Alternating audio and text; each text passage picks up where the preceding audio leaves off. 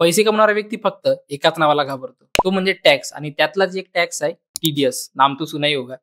TDS म्हणजे tax deduct act source, म्हणजे advance income tax. सरळ सरळ सांगायचं तर गव्हर्नमेंट तुमच्या पगारातून आधीच काढलेला टॅक्स म्हणजे टीडीएस. गव्हर्नमेंट म्हणते की आम्हाला तुमच्यावर भरोसा नाही, म्हणून तुम्ही आधीच आम्हाला टॅक्स जमा करा. आणि आपण गव्हर्नमेंटवर डोळे बंद करून विश्वास करतो. याला म्हणतात की घर बसा नाही की लुटेरे पहिले आले. तर टीडीएस फक्त सॅलरीवरच नाही तर प्रोफेशनल फीज, रेंट आणि बँक इंटरेस्टवर सुद्धा काटल्या जाते.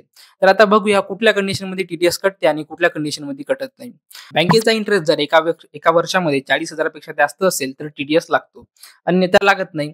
आणि तेच जर रेंटमध्ये 50,000 रुपये पर मंथ पेक्षा रेंट असेल तर टीडीएस लागतो, नाहीतर नाही लागत.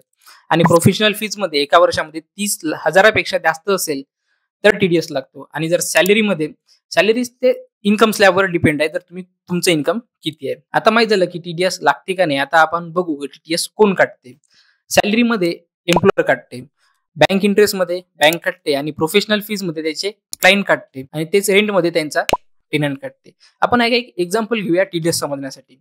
समजा तुमची बेसिक सॅलरी हे 50,000 रुपये आणि त्यातून जर तुमचा 2,000 रुपये टीडीएस कटत असेल, म्हणजे तुम्हाला सॅलरी येत आहे 48,000 रुपये. आता हे जे 2,000 रुपये तुमचे एम्प्लॉयर काटत आहे ते गव्हर्नमेंटकडे जमा होईल. तर आता हा प्रश्न असा की टीडीएस वापस भेटतो का आणि आयटीआरचं काय काम आहे हे बघूया पुढच्या व्हिडिओमध्ये. तोपर्यंत बघत राहा आणि शिकत राहा कॉमर्सचं स्मार्ट नॉलेज.